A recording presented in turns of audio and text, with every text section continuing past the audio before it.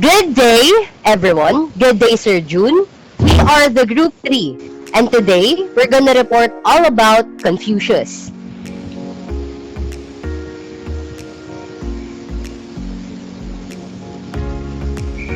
Here on the screen are the table of contents or the contents of the entirety of our report. First, the life of Confucius, his overall background. Second, Confucius as Chinese philosopher. Third, Confucianism as religion, belief, and culture. Fourth, contribution of Confucianism to Chinese culture. And fifth, notable works of Confucius. Sixth, approaches of Confucianism. And lastly, Confucius' characterization of Tao as a universal moral mean.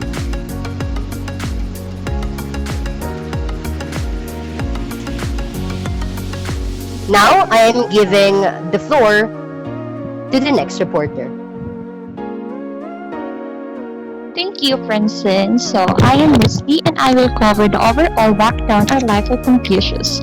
So, who was Confucius? Confucius, also known as Confu or Confucius, was a Chinese philosopher, teacher, and political figure. Confucius is the China's greatest philosopher and moral reformer, whose ideas have profoundly influenced the civilization of China and other East Asian countries. After his death, Confucius became the official imperial philosophy of China, which was extremely influential during the Han, Tang, and Song dynasty. Next slide, please.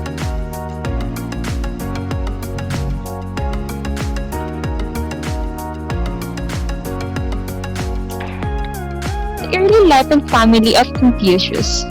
Confucius existed during a time of theological crisis in China. There was a widespread social decline during his time. It was the period when the influence of soft policy was declining. Then regional domains were becoming independent states. According to some reports, Confucius' early ancestors were the Kongs from the state of Song, an aristocratic family that produced several eminent counselors for the Song rulers. By the mid-7th century BCE, however, the family had lost political standing and most of its wealth. And some of the Kongs, Confucius' great-grandfather being one, had relocated to the state of Lu. Next slide, please.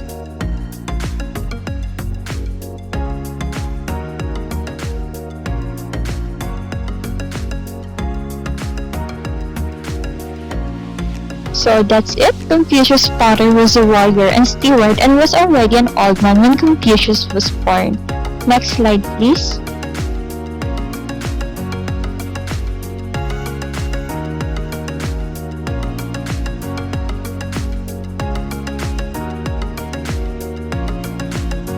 Confucius had 10 siblings from his father's first wife. Basically, Confucius is an illegitimate child of his father. Confucius was candid about his family background.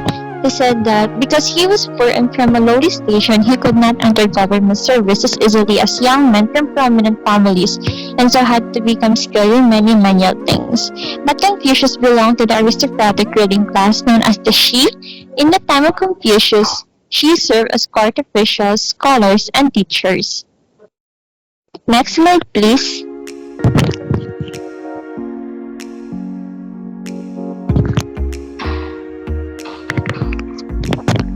The educational background of Confucius. The type of educational background Confucius had is background in 6 arts, namely rites, music, archery, charioteering, literacy, and numeracy or mathematics. Next slide, please.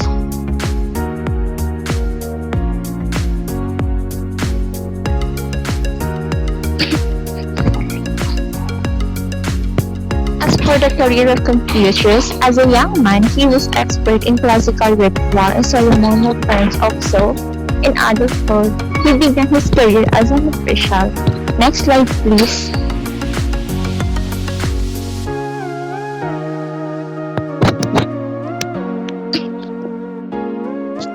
So here are some of the offices held by Confucius. So his first job was being a keeper at granary. He was also director of collections in his commentaries, steward managing an estate in the district of Zhonghe, foodstuff scribe, minister of works, and acting chancellor. These are just some of the jobs that he had back then. Next slide, please.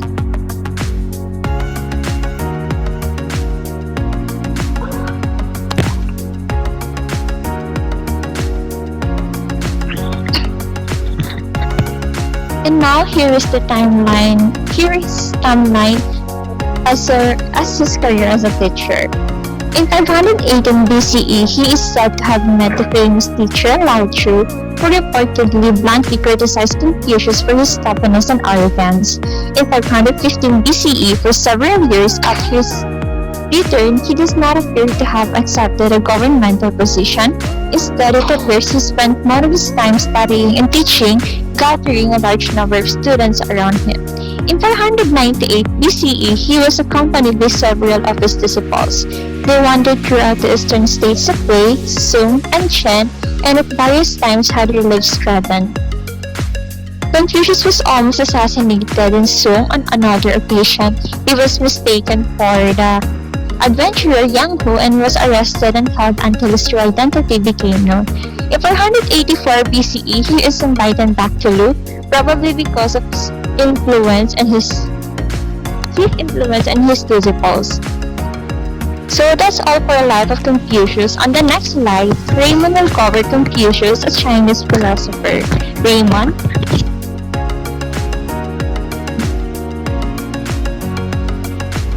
Thank you for that, Misty. Now, let us know more Confucius as a Chinese philosopher and symbol of traditional culture. Confucius, as a Chinese philosopher, focused his thoughts and preaching on good behavior, ethics, and moral character. He also believed and included in his teachings the human-centered virtues in order to live a peaceful life. Moreover, Confucius, as a philosopher, has been portrayed as a product of a series of modern cross-cultural interactions. He was also identified with the interpretations of the classics and moral guidelines for administrators in Imperial China. He then got associated with training the scholar officials who populate the bureaucracy. During the Han Dynasty, which was lasted from 202 BCE to 220 CE, Confucius was already an authoritative figure in numerous cultural domains. The influence of Confucius has greatly seen during the late period of Han Dynasty and the following period of disunity. His imprimatur was utilized in validating esoteric doctrines, commentaries to the classics, and encoded political proxies.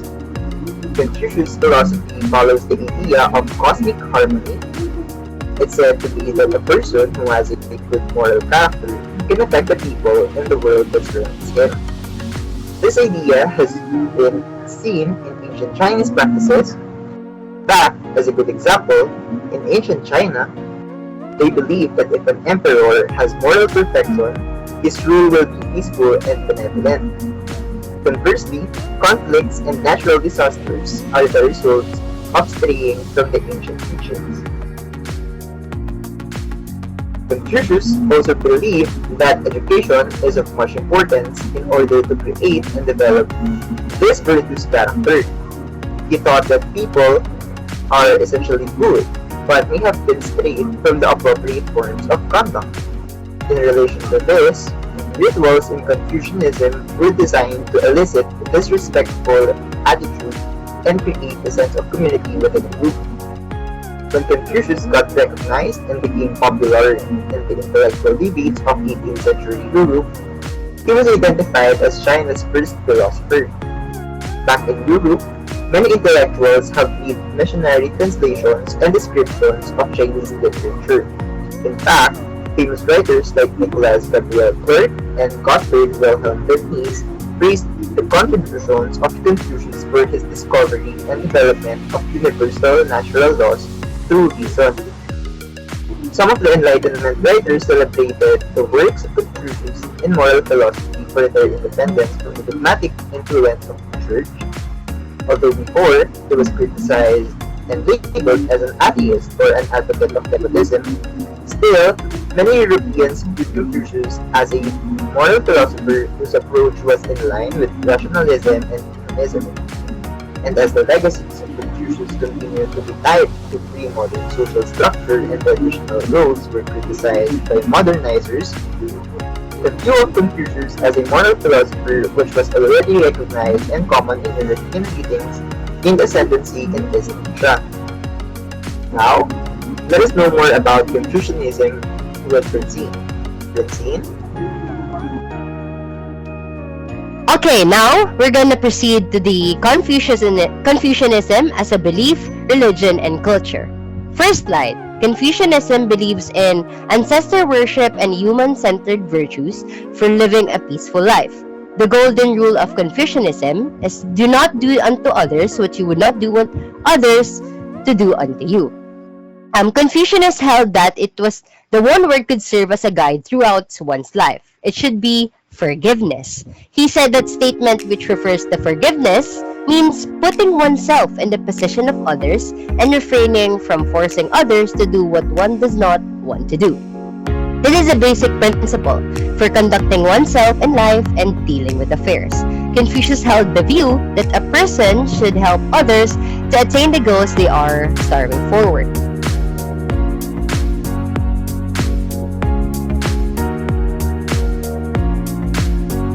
Next, Confucianism as a religion. If Confucianism is a religion, there is some debate. Confucianism is best viewed as a moral code for living a good life and having a good character. On the other hand, it began as a rebirth of an old religious tradition. Confucius, who had Confucianism, is revered as a spirit rather than a god, and there are no Confucian gods. Confucianism does, however, have temples, which are places where important community and civic rights take place. Many people refer to Confucianism as both a religion and a philosophy, but still, the dispute continues.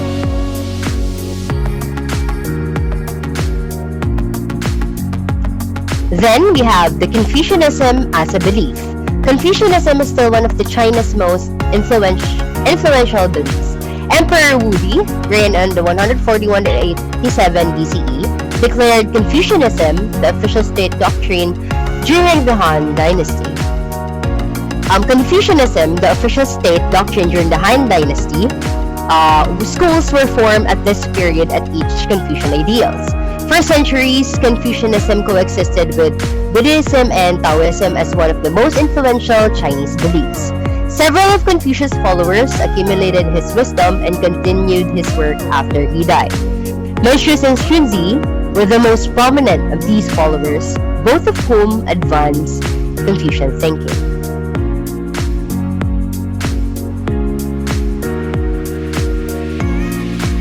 Then, we have Confucianism as a culture. Confucianism's basic notion as a civilization, according to Confucius, is it isn't importing but not originating, relying in, and adoring the ancient, that I would attempt to compare myself. Natural disasters and war are the result of straying from ancient teachings, which can then affect the world around that individual through the concept of cosmic harmony. The virtue of plenary humanity is used to establish this moral character, which leads to more virtuous behaviors, including respect, benevolence, humility, but that they can strengthen right behavior with the help of Confucianism's rituals.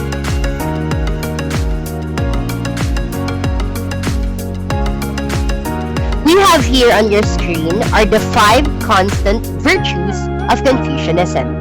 In ancient China, society was governed by these 5 ethical precepts, or wuchang. First, benevolence or ren. Benevolence is disposition to do a good thing known for an act of kindness, a generous gift, or tender-hearted.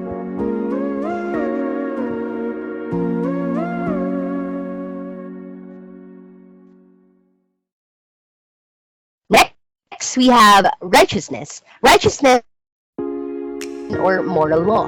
From guilt or sin, morally right or justifiable a righteous decision. Arising from an outraged sense of justice or morality, righteous indignation, and genuinity or excellence. Third, propriety. Virtual propriety and Confucianism are a set of rules and institutions by which people were supposed to conduct themselves and their relations with the gods and spirits as well as with other human beings. Fourth, wisdom. Wisdom, the quality of having experience, knowledge, and good judgment, the quality of being wise. The significance of wisdom in life is when you make wise decisions, you keep your immediate things and needs in mind, along with holding long-term perspectives. This is the key to making choices that bring you joy. In addition, wisdom allows you to make better contributions to your community by balancing your needs and boundaries with those of others. Lastly is the fidelity or shin. This is also known as trustworthiness, the ability to be relied as an honest or truthful. It is one of the most important qualities in life. It is the quality in which all relationships are built. We are designed as humans to be in a relationship with others, and being able to trust each other means that we can do more better.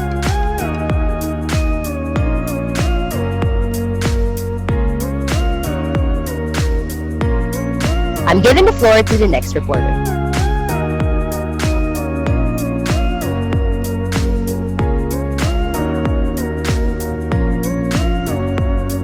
Okay, thank you, Francine, for that wonderful sharing of information. Now we can move on to the contribution of Confucius to Chinese culture.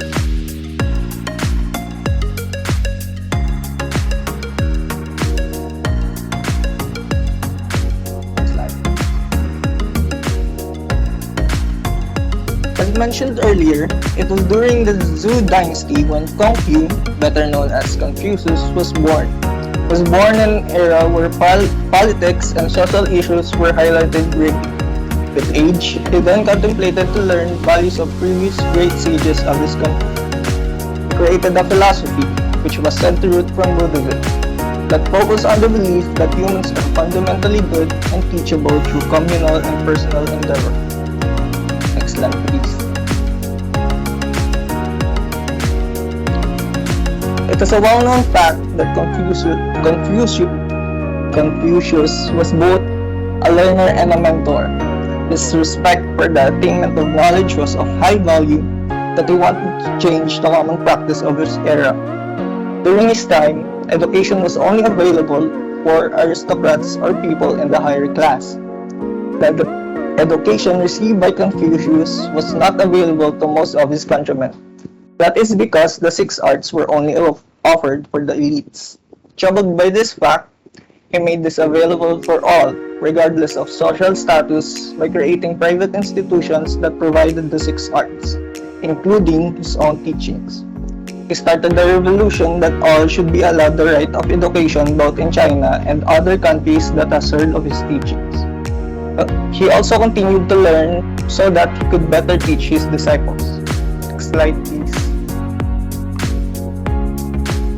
Regarding politics in China, his philosophy helped start the concept of meritocracy, revolved around the Chinese government.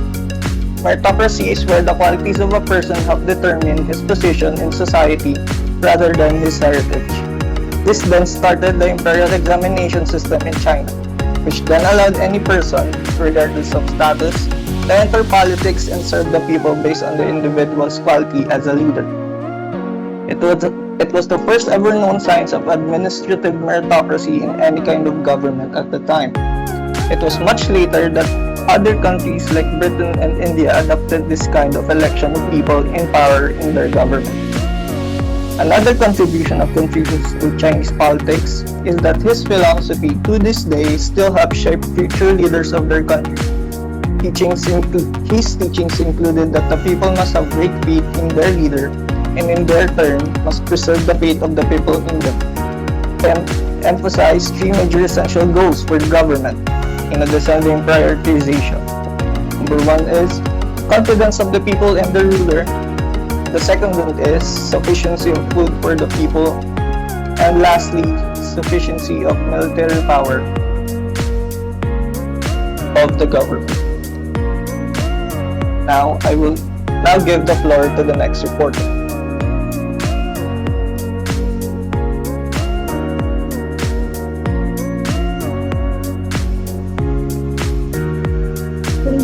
Francis. Now let's talk about sacred text of Confucianism. Next slide, please.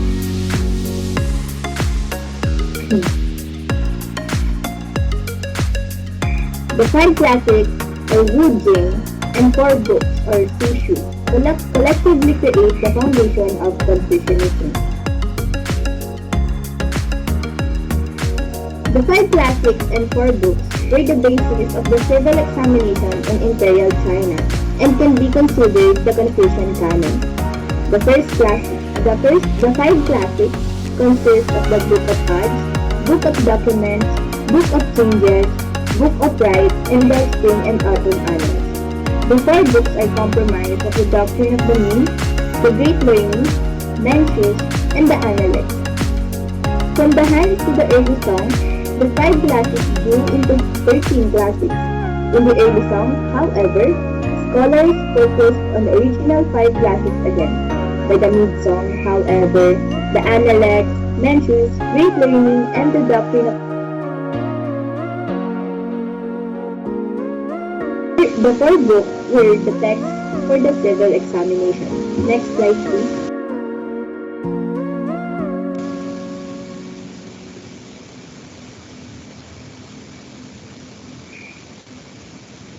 Suchi prescribe a specific order to the four books and five classics.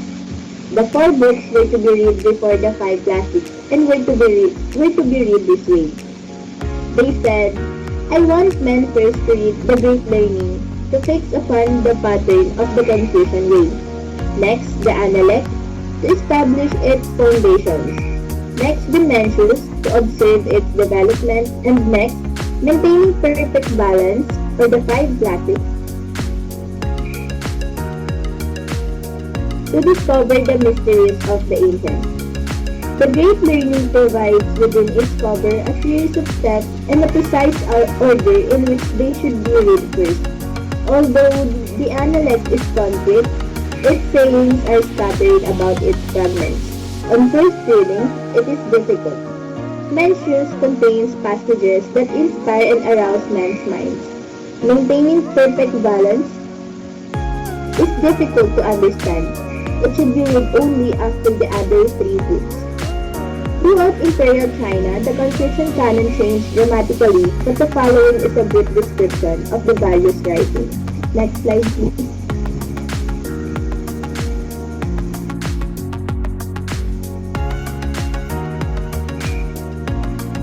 The Great Learning is a guide for moral self-cultivation. According to the Great Learning, the key to moral self-cultivation is learning or investigation things. Through the investigation of things, one comes to understand the principle in all things, which allow one to better comprehend the world.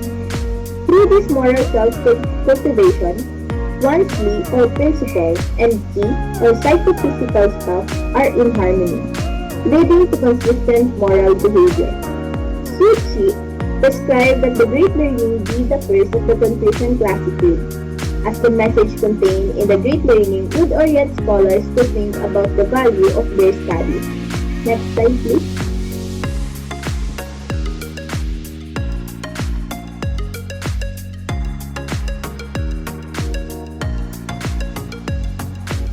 Next, we have the Analect.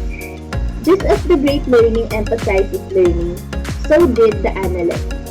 Written during the spring and autumn period, through the Warring State period, the Analect is a collection of Confucius teaching and discussion with disciples. According to the Analect, the first step is knowing the way is to devote oneself to learning. In addition to learning, the Analect emphasizes the importance to good governance, filial piety, virtue, and ritual. Next slide, please.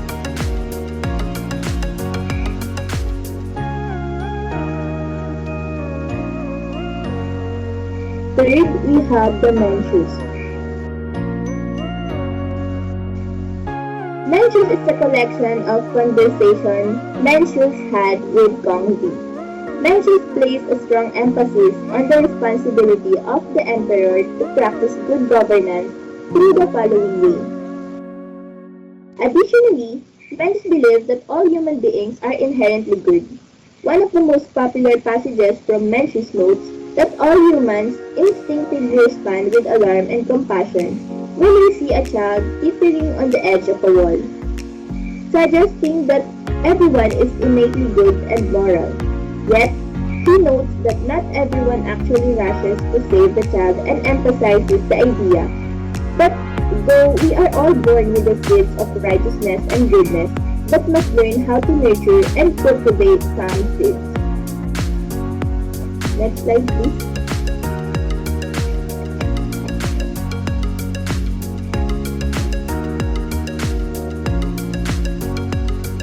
Fourth, we have the doctrine of the mean. The doctrine of the mean focuses on following the way and acting in accordance with what is right and natural, but acknowledges that people often do not act properly.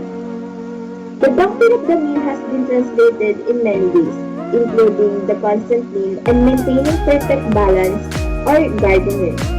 The doctrine of the mean is attributed to VC, Congress grandson, and deal with how to maintain perfect balance and harmony in one's life.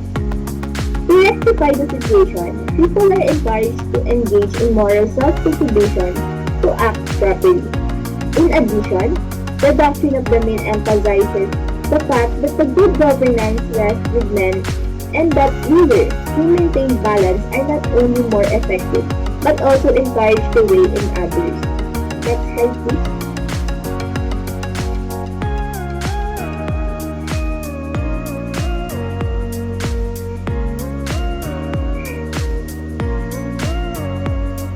Now let's talk about the 5 classics.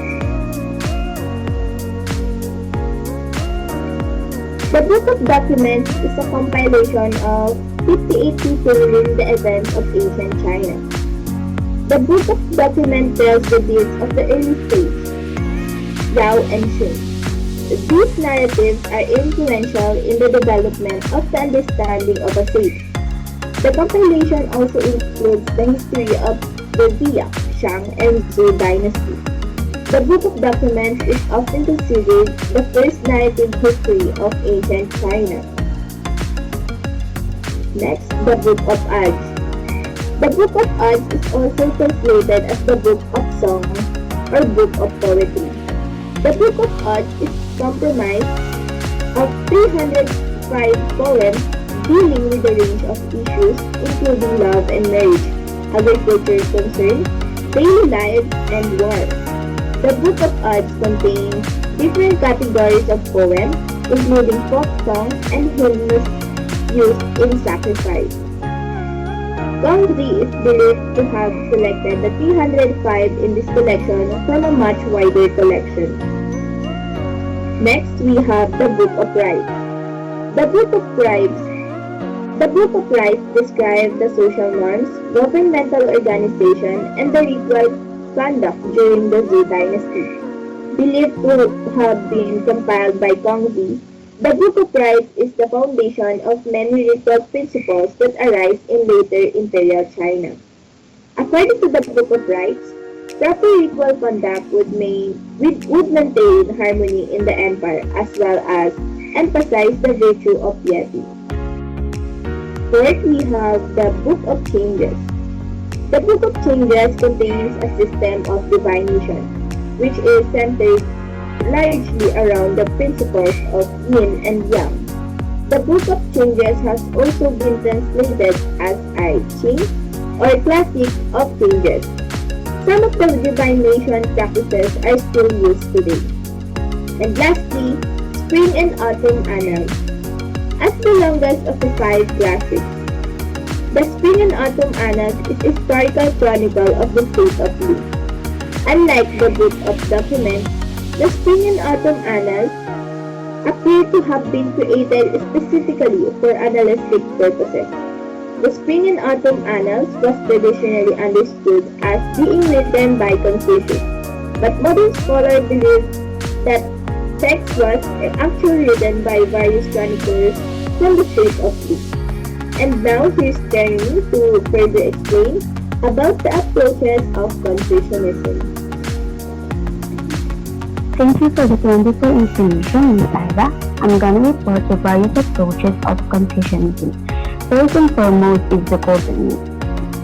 The notion of the golden mean is at the heart of Confucius and Aristotle's moral philosophy. It expresses the role of reason in ethical action for God, accommodating the ideals of fairness, justice, honor, caring, and courage, as well as the other qualities of faith that impact value and life. Experience has shown us that anything done in excess creates an imbalance, whether it's consumption or abstention. Moderation is the golden mean between consumption and abstention. It is the blend of science and art in how it is done or conducted. If science is the methodical and rational approach and art is the creative and innate approach, then the golden mean is a life that is balanced, happy, productive, and moral. The golden mean could be a helpful technique for maintaining a consistent character and viewpoint in your life. The key to maintaining balance and equilibrium is to stay within the middle and to adjust as circumstances change. For Confucius, the transformation of society into its harmonious ideal was rooted in the cultivation and individual human excellence. Next slide.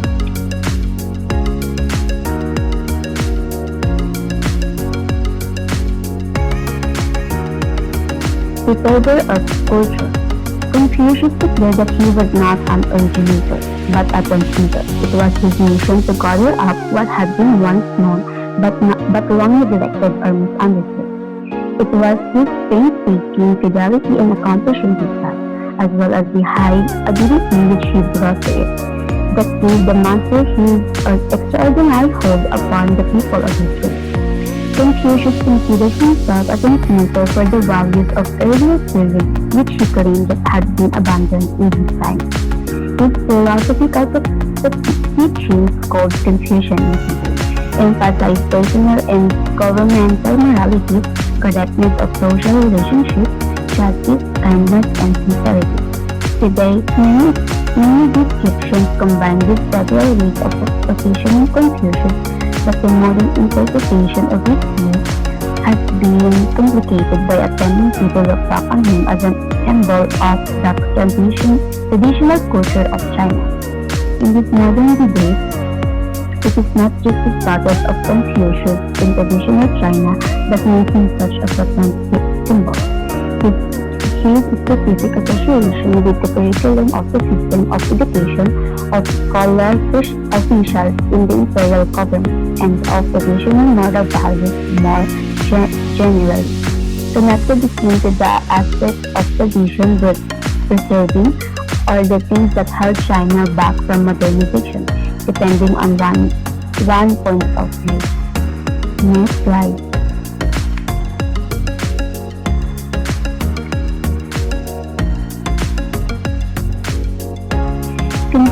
Confucian humanism is the holistic, organic philosophy of man. On the other hand, the devotion to God does not cause the soul to drift within his will.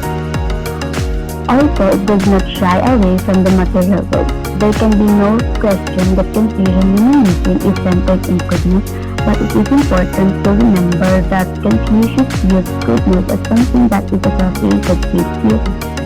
It is a beautiful thing to read me goodness for Jen.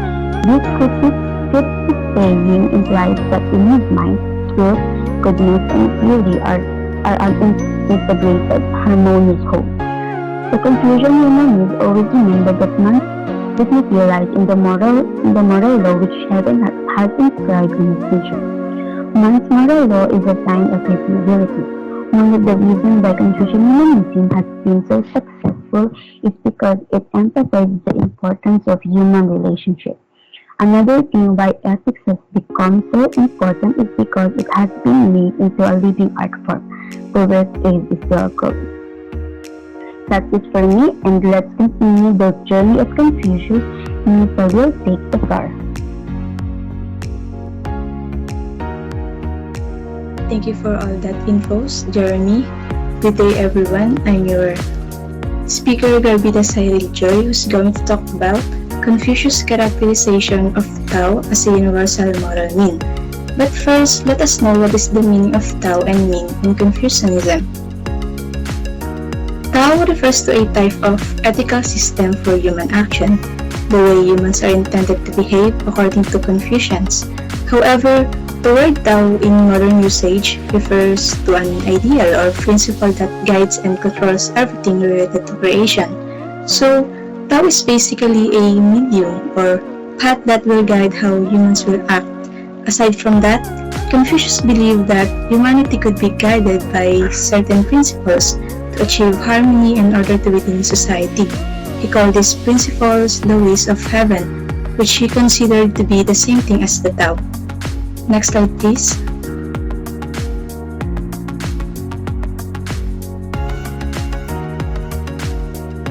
Next is Min. Min is a manner of behaving that is balanced in virtues in an individual's life. It is a balance that is found as an individual acts in a virtuous manner given certain situation.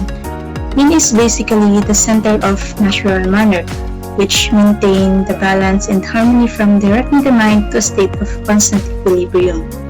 Next.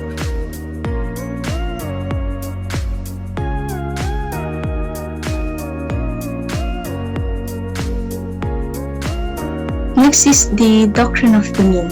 Confucius' characterization of Tao as a universal moral mean will be tackled from the doctrine of the mean. So one of the most important works of Confucius that address the way of life of human beings is the doctrine of the mean, the title of one of the 4 books of Confucian philosophy that also called as Zongyong. Well, let me give you one fact. You know, Confucius never wrote a single word. He just spoke his wisdom to those people who followed him, and those Confucians are the one who wrote a book to preserve his knowledge. So, going on, from this book, The Doctrine of the Mean, I am going to discuss 4 chapters, and the first chapter will be this. Next slide, please.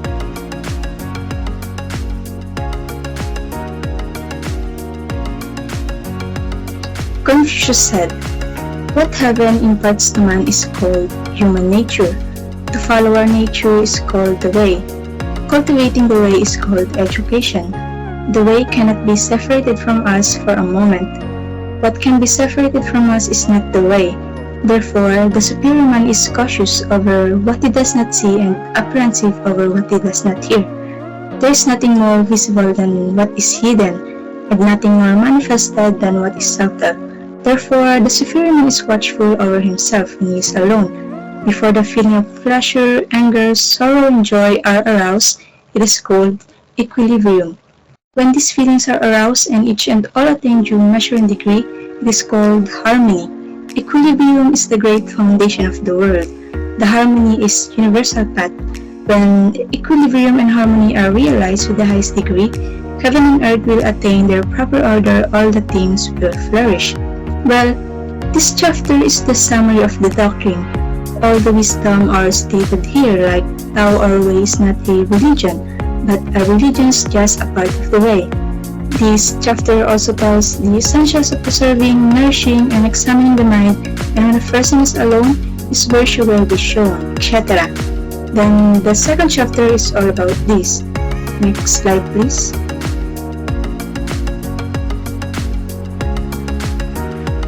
Chongmi, or Confucius said, "The superior man exemplifies the mean. The inferior man acts contrary to the mean. The superior man exemplifies the mean because, as a superior man, he can maintain the mean at any time. The inferior man acts contrary to the mean because, as an inferior man, he has no caution." The second chapter talks about the superior man and inferior man towards the mean. As we know, superior man is the one who tries to see the good in others instead of focusing on the bad. On the other hand, the inferior man is only concerned about his survival, without knowing which action is good or bad as long as he gets what he wants. On this chapter, Confucius' point is that only the superior man can follow the mean. The mean man is always violating it. Meaning, superior man can maintain the mean because the superior understand what is right, and as a contrary, inferior man cannot because this man is always against it. This man only cares about himself. Therefore, You don't have the power of following the mean but only the superior. And the third chapter is this. Next slide.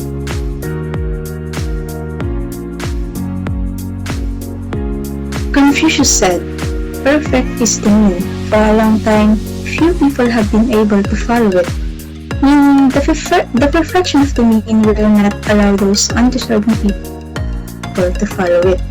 This reflects the main point, which is the rarity long existing in Confucius' time of the practice of the mean. And the last chapter will be this. Next slide, please.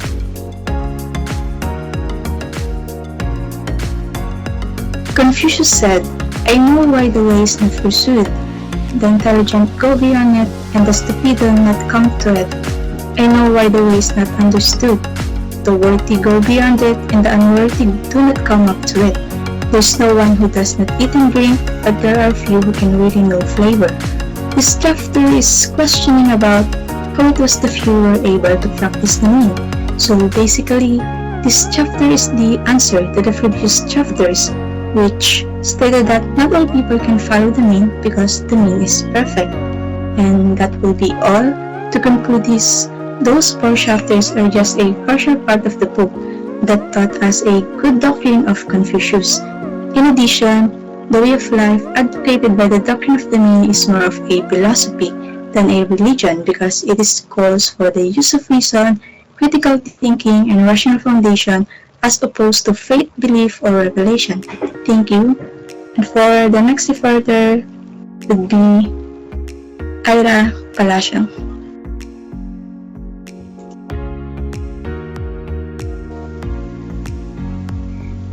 Thank you, Cyril. And now we're down to the conclusion.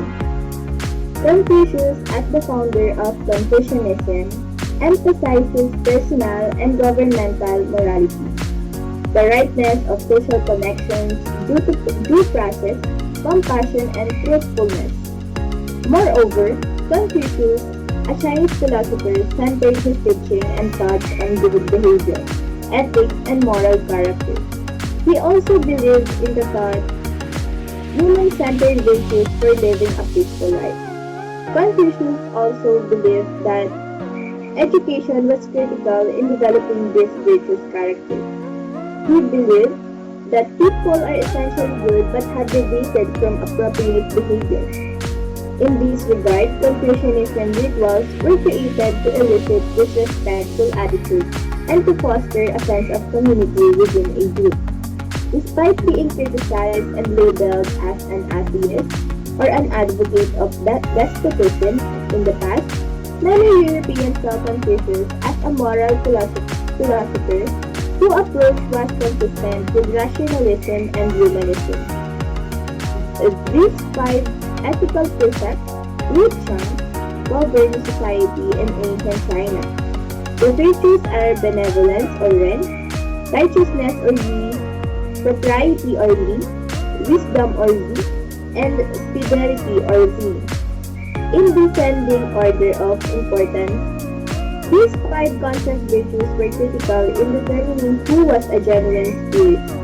The 5 virtues and proper behavior towards others were expected regardless of one's social or economic level.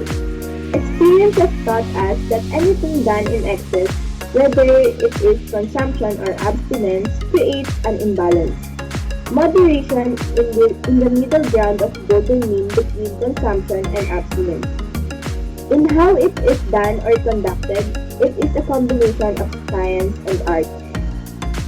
According to Confucius, the highest level of virtue is the ability to use the golden mean, which has been rare among the people for a long time.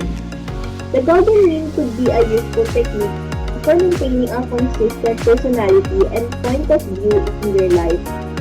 Staying in the middle and adjusting as circumstances change is the key to maintaining balance and equilibrium. This theory is particularly useful for cross-cultural communication, but it can also completely alleviate the barrier created by the cultural differences among both primary and secondary cultures. Next slide.